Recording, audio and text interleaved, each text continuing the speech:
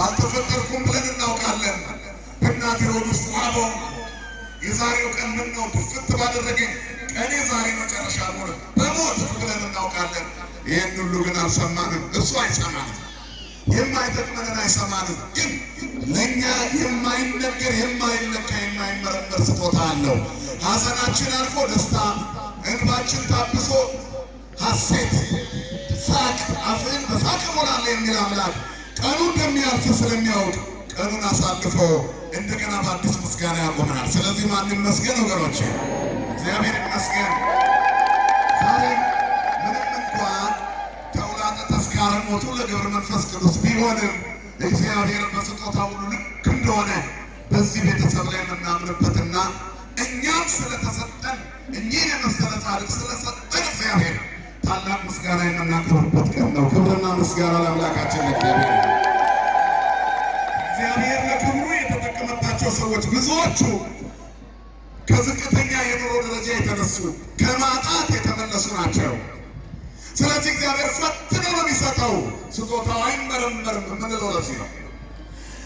ክብሩን የገለጠባቸው ታላላቆቹ ቅዱሳን በብዙ ልመና የተገኙ ናቸው። አብርሃምና ሳራ ዘመናቸውን በሙሉ ልጅ የላቸውም። የተሰጣቸው ይስሐቅ የተስፋው ልጅ ሆኖ የታዛዥነት ምሳሌ ሆኖ ትውልዱንና ዘሩን እንዴት እንዳስቀጠለ ታውቃላችሁ። ኤልሳቤጥና ዘካርያስን አስቧቸው። ሌሎችም ታላላቆቹ አባቶቻችን እግዚአብሔር ረጅም ጊዜ ደጅ ጠጥነው ጠንተውት ነው ያገኙት። ጸናይክቆ ለእግዚአብሔር ሰምዓኒ ወተማይጠኒ፣ እግዚአብሔርን ቆይቼ ደጋግሜ ደጅ ጠናው ሰማኝና ጆሮውን ወደ እኔ ያዘነበለ የማይመረመር ስጦታውን አጎረፈልኝ ይላል ዳዊት። እግዚአብሔር ደግ ነው። ታግሰው ለለመኑት ጠብቆ ይሰጣል። በትዕግስት የሚሰጥ አባት ነው። ስለዚህ ትልልቆቹ አባቶቻችን በሙሉ የብዙ ልፋትና ድካም ውጤት ናቸው። እና አቡነ ኢየሱስ ሞዐ ወላጆቻቸው ልጅ አጥተው ረጅም ዘመን ተማጥነው ኋላ አገኟቸው። የኢትዮጵያ ብርሃን በአናብስት ጀርባ ላይ የሚሰብኩ ታላላቆቹን እና አባ ሳሙኤል ዘዋልድባን ደቀ መዛሙርት የሚያደርጉ እና አቡነ ተክለ ሃይማኖትን ደቀ መዛሙርት የሚያደርጉ ኢየሱስ ሞዐ ተወለዱ። ክብርና ምስጋና ለአምላካችን ይሁን።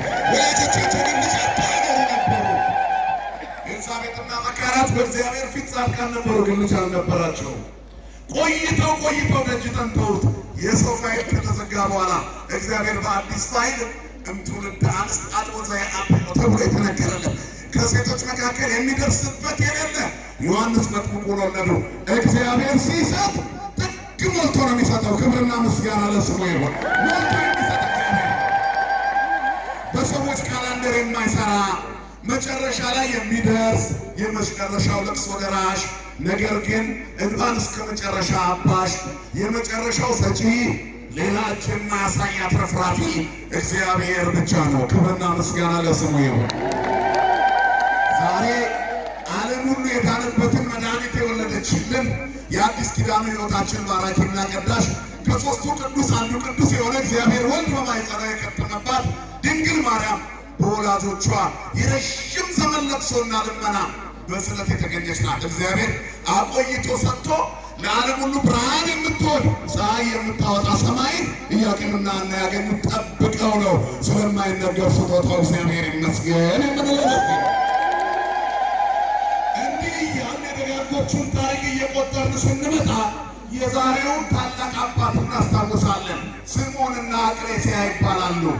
ረጅም ዘመናት በጋብቻ 30 ዓመት ሙሉ ሲኖሩ ልጅ የላቸውም። አስቡት፣ በእድሜ ደረጃ ባልና ሚስት 30 ዓመት ቆይተው እንደገና ልጅ ያገኛሉ። ሳይንሱ እዚህ ጋር አይሰራም። ማን ስለሚያደርግ ነው ክንዋኔው? እግዚአብሔር ስለሚያደርግ ትክክል እግዚአብሔር ብቻ ነው። የተቆረጠውን የሚቀጥል ደረቅ እንጨት የሚያለመልም ባዶውን የሚሞላ ኢሳይያስ 10:23 የሰራዊት ጌታ እግዚአብሔር በምድር ሁሉ መካከል ያለቀና የተቆረጠ ነገር እንደገና ይቀጥላል። ሰው አንድን ሁለትን አራት ያደርጋል። እግዚአብሔር ግን ባዶነትን ይሞላል።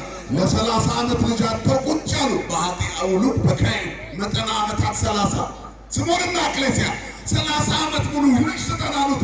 ያውቃለዋ ስለማይነገር ስጦታው ለዘላለም ምስጉን የሆነ እግዚአብሔር እንደገና ልጅ ሰጣቸው። የሥላሴ ስዕል ፊት ሄዳ ድፍት ብላ እባክህን እግዚአብሔር ሆይ ማህፀኔን አለምልም፣ አንተ ብትዘገይ የሚቀድምህ የለም፣ ልጅ ስጠኝ አለች። ይኸው ክብሩ ከመላእክት ከፍ ያለ የከበረ በምድር ላይ ያለ ምድራዊ መልአክ መላእክት የሚያጅቡት በሕይወቱ ምድር የማይመላ ምድራዊ መልአክ ሆኖ የሚኖር አኗኗሩ ብሕትውናው ምናኔው እንደ ኤልያስ የሆነ ጥቡ በሃይማኖቱ ቆራጥ ጠንካራ የሆነ ከምድር ምግብ የማይመገብ ትቢያው ግን አራዊት የሚመግብ ንጽሕናው እንደ መጥምቀ መለኮት ቅዱስ ዮሐንስ ከፍ ከፍ ያለ ልጅ እንኪ ንሺ ብለው ሥላሴ ሰጥቷት ይላል።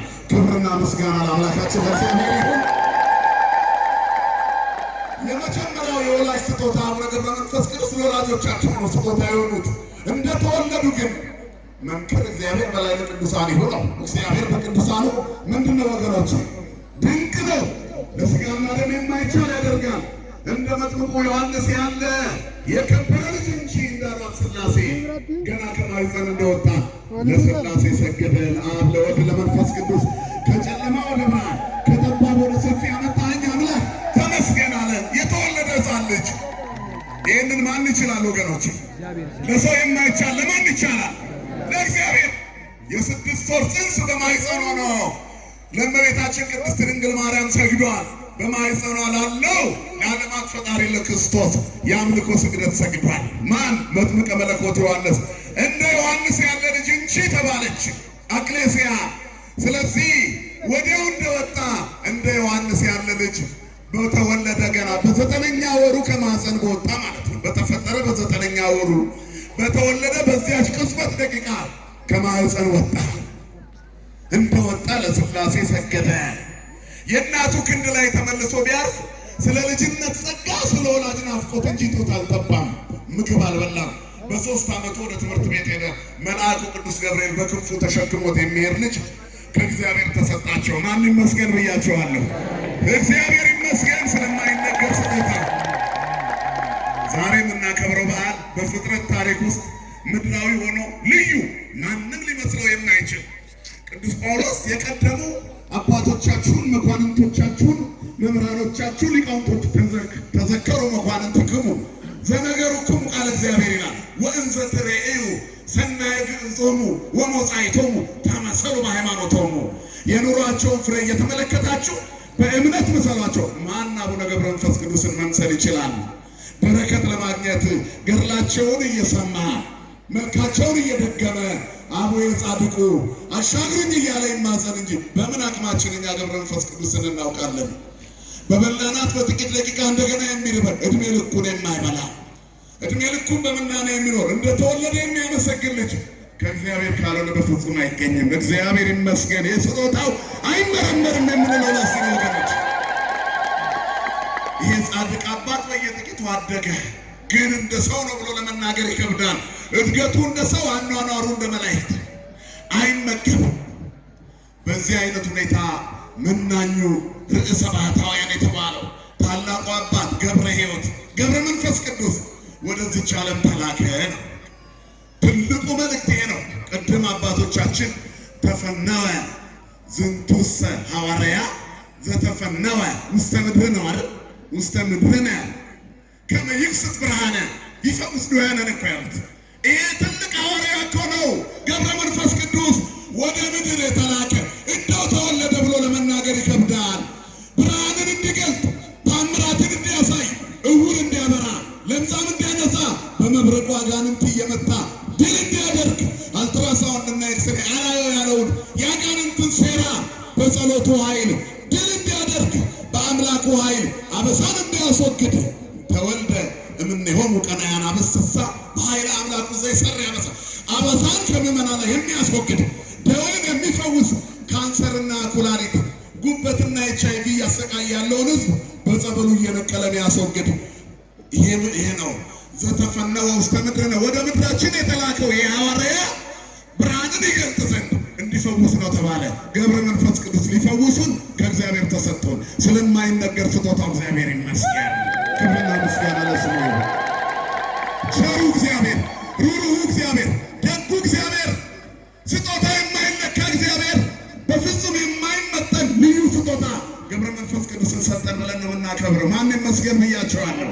ክብርና ምስጋና ለስሙ ይሁን። ጻድቁ ሰጠ ለብቻችን አንችልምና ጸሎታችን ያለ ቅዱሳን ድጋፍ ከፍ ማለት አይችልም። ከኛ ይልቅ ለሱ የሚቀርቡት እነሱ ናቸው። እግዚአብሔር ለቅዱሳኑ ቅርብ ነው፣ ለየዋሆች ቅርብ ነው። ቅሩብ ለየዋሃነ ልብ፣ የዋሃነ ልብ የተባሉ ንጹሐን ቅዱሳን በስጋቸው እግዚአብሔርን ያከበሩ በነፍሳቸው የለመለሙ ሞትን ተሻግረውት ሄደው እንኳ ሞት ታምራት እንዳይሰሩ የማይገድባቸው ሞቶ መሰለ ጻድቃን ሕይወቶ የኔና እናንተ ብንሞት አረፉ እንባላለን። ይሄ ጻድቅ አረፈ አንልም። እኛን ሁሉ ነው ያሳረፈው። እግዚአብሔር በቅዱሳኑ ለእኛ ቅርብ ነው፣ በቅዱሳን በኩል አያችሁ። ስለዚህ ይህንን ጻድቅ ታላቅ አባት ነው ያገኘ ነው። ለምለሙን አባት መዓዛው ሽታው ምድሪቱን የሚያውድ እንጎታ መዓዛ ወሀቡ ወእስታይ ጻዲነ ኩሉ አቅማ ጠቢቡ ሰሎሞን ትርንጎች መዓዛቸውን ሰጥቶ በደጆቻችን በአጥሮቻችን ዙሪያ የተጠመጠሙ አለ። ደጅ አለ። ደጅ ያለው መቅደሳችንን ጉልላታችን ክርስቶስ ነው። ስለዚህ በደጆቻችን ዙሪያ ቅዱሳን አሉ። በቤተ ክርስቲያኒቱ ዙሪያ አጥር ቅጥሮ ነው። በክርስቲያኖች ቤት ዙሪያ መዓዛቸውን የሚሰጡ ቅዱሳን አሉ። እንጎታት መዓዛ ወሀቡ ወውስታይ ጻዲነ ኩሉ አቅማ ሐዲስ ዘምስለ ብሉይ ወልድ እወየ ዘንተ አነ አቅረብኩ ለከ ኩሉ ውዴ ሆይ መደምደሚያዬ ሆይ ሕይወቴ ሆይ ይህንን ሁሉ ለአንተ አቀረብኩልህ ትላለች ቤተ ክርስቲያን። ሽታቸው መዓዛቸው የተለየ መዓዛቸው ከመጼና ሲሂን ጼና አልባሲሁ ለገብረ መንፈስ ቅዱስ አልባሲሁ ዘሜላት ይላል። የገነቱን መዓዛ በምድር ላይ ያፈሰሰ ጻድቅ አባት እሱ ነው። መዓዛቸውን ሰጡ ከተባሉት አንዱ ሐዲስ ዘምስለ ብሉይ ይላቸዋል።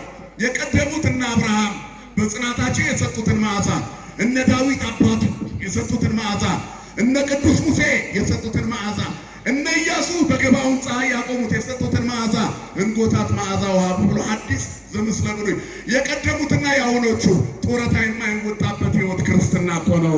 ኢያሱ ዛሬም አለ፣ አብርሃም ዛሬም አለ፣ ዳዊት ዛሬም አለ፣ ቅዱስ ያሬድ ዛሬም አለ፣ ጊዮርጊስ ዛሬም አለ፣ ገብረ መንፈስ ቅዱስ ደግሞ አሁን አለ ከኛ ጋራ። ክብርና ምስጋና ለአምላካችን ለእግዚአብሔር ይሁን። ሐዲስ ዘምስለ ብሉይ አዲሶቹ እነ ገብረ መንፈስ ቅዱስ፣ እነ ተክለ ሃይማኖት፣ እነ ቅዱስ ቂርቆስ፣ እነ ቅድስት አርሴማ፣ እነ ቅድስት ክርስቶስ ሰምራ፣ እነ ወለተ ጴጥሮስ፣ እነ አቡነ አረጋዊ ታላላቆቹ አባቶች ሐዲስ ዘምስለ ብሉይ በግንቦቻችን ዙሪያ ተጠምጥመው አጥር ቅጥር ሆነው ሕይወታችን እንዲለመልም ክርስቶስ ከኛ እንዳይለይ ጉልላታችን እንዳይነቃነቅ የአንገታችን ማይተብ እንዳይላላ የእግዚአብሔር ደግነት የሚንጸባረቅባቸው እንጎታት መዓዛ ወሀቡ ደጎቹ አለ አባቱ ዳዊት ደግሞ መንክር ስምዕከ ወበእንተሱ ሐሰሰኮ ነፍሴ ምስክሮች ድንቆች ናቸው። ነፍሴ የፈለገቻቸው አዎ የእግዚአብሔር ምስክሮች በሕይወት በቃል ብቻ ሳይሆን በኑሮ በቃልና በኑሮ ምስክር የሆነው ገብረ መንፈስ ቅዱስ ለእኔ ድንቅ ነው፣ ነፍሴ ትፈልገዋለች። ለእኛ ድንቅ ናቸው፣ ነፍሳችን ትፈልጋቸዋለች። በፈውሳቸው እንኖራለን፣ በስብከታቸው እንጸናለን፣ በጽናታቸው እንኖራለን። ወእንዘ ትሬዕዩ ሰናየ ግዕዞሙ ወሞጻኢቶሙ ተመሰሉ በሃይማኖቶሙ። የኑሯቸው ፍሬ እየተመለከታችሁ በእምነት ምሰሏቸው። ጽናታቸውን እያዩ የደጋጎቹን አባቶች በመድኃኔዓለም እነሱን ስለሰጠን ክብርና ምስጋና ለስሙ ይሁን። ሰዓታችን ረጅም ስላልሆነ አሁን ወደ ቅዳሴው ሰዓት ስለምንሄድ ታቦተ ሕጉን የሚያከበሩት አባቶች ድካም ስለሚሆን እጅግ በጣም ከባድ ስለሆነ ያሉበት ሁኔታ ትምህርቴን እዚህ ጋር ጨርሳለሁ። ለማጠቃለል ተጋድሏቸው ረጅሙን ዘመን 562 ዓመት በምድር ላይ ሲኖሩ እህል አለመቅመሳቸው አንዱ ትልቁ የተጋድሎ ማንነት ነው። የኖሯቸውን ፍሬ ተመልከቱ። መዓዛቸው ይሄ ነው። አለመብላታቸው እኛን ግን የዕለት እንጀራ የምናገኝበትን በረከት ይሰጡናል። አቡነ ገብረ መንፈስ ቅዱስ እሳቸው ስላልበሉ እናንተ አትብሉ አይሉ። የዕለት እንጀራ እግዚአብሔር እንዲሰጠን በአማላጅነታቸው በምድር ላይ ስራ ላጣው ስራ፣ በረከት ላጣው በረከት፣ በሰማይ ዋስ ጠበቃ ሆነው በእግዚአብሔር ፊት ምስክር ይሆኑልናል። ክብርና ምስጋና ለአምላካችን ይሁን። 300 ዓመት በግብፅ ንሂሳ ኖረዋል። እናትና አባታቸው በነበሩበት በምናኔ ብዙ ኖሩ። የ3 ዓመት ሕፃን ልጅ የተቀበለው አባ ዘመደ ብርሃን የሚመሰገን አባት ነው። ቅዱሳንን ለማፍራት የቅድስና መካናት ስውራን ቅዱሳን ይኖሩታል። አባ ዘመደ ብርሃን አሳደጉት ይላሉ። ደግ አባት፣ በረከታቸው ይደርብን። ከዚህ በኋላ በብርሃን ጀርባ ተጭነው በብርሃን ሰረገላ ወደ ኢትዮጵያ ሂድ፣ ህዝቡ እዛ አንተን ይፈልጋል ተባሉ። ያን ጊዜ እሳቸው ወደዚህ ሀገር ሲመጡ የኢትዮጵያ ህዝብ በልዩ ልዩ ስብስብ ችግር ውስጥ ሆነው ኃጢአት ዙሪያውን ከቦት ፈተና ውስጥ ነበረ። እንደመጡ ይላል የኢትዮጵያን ህዝብ ድካም እግዚአብሔር አሳያቸው። ባህር ጠልቀው ገቡና ህዝቡን ማረልኝ ብለው ጸለዩ። እንጎታት መዓዛ ውሃ መዓዛቸውን ለኢትዮጵያ ሊሰጡ ምድር ላለው እስኪላቸው ድረስ ባህር ውስጥ ነበሩ። አጥንታቸውን አጋንንት እስኪፍቁ ሰውነታቸው ነጭ በረድ እስከሚመስል ስጋቸው በጦር እየተወጋ እየተሰበቀ በቀስት እየተመታ በተጋድሏቸው ጽናት ስም ስለ ክርስቶስ ሁሉንም ቻሉት። ክብርና ምስጋና ለአምላካችን ይሁን። የጻድቃን መከራቸው ብዙ ነው፣ በረከታቸው ግን ለእኛ ነው የሚተርፈው። ወስጋሆሙ ለጻድቃኔ ከአራዊተ ገዳም የጻድቃኖች ስጋቸው ለበረሃ አውሬ ተሰጠ እኮ ነው የሚለው። ተጣሉ ከአው ደሞሙ ከመማይ አውዳ ለኢየሩሳሌም